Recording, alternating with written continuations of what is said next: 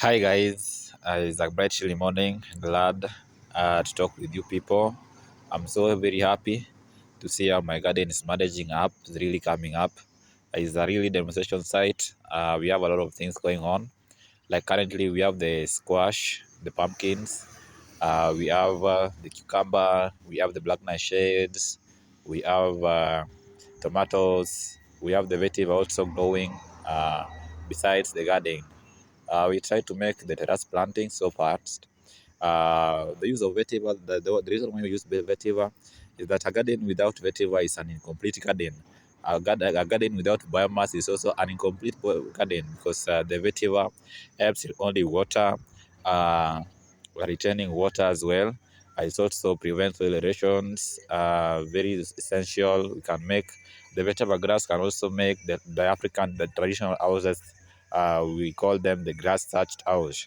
So that's why we plant this vetiver here. Is very useful for our animals. The goats eat them, the cows, the sheep, and so fine, so necessary. And I'm very glad to see them growing up once again in our garden.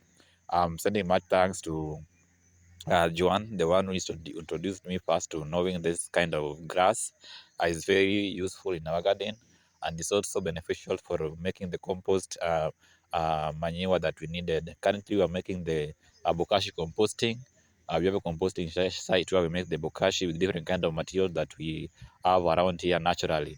It's so perfect, so good, and I'm very happy to say that with compost, with bokashi, everything is possible, and we can manage to plant our crops very easily.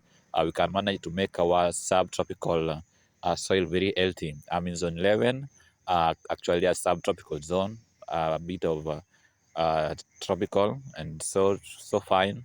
We receive high quantity or high intensity of sunlight that can make also the plants to thrive very well.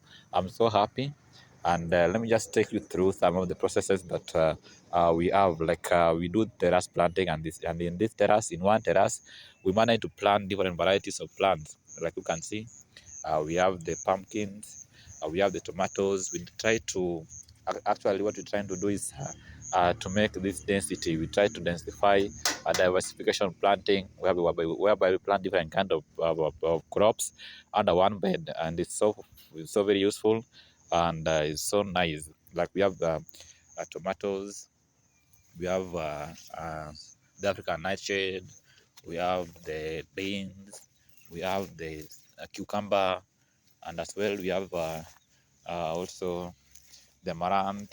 These are the amaranth, and the cucumber also still are fruiting up. Let me just show you some of the fruits of the cucumber.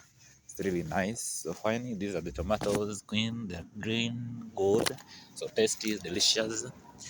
These the fruits of the cucumber. So nice, so nice. And the soil too is very perfect, very loamy. It's very loamy with a lot of biomass in it. Thank you. Keep tuned, subscribe, like to my YouTube channel. Bye. Thank you.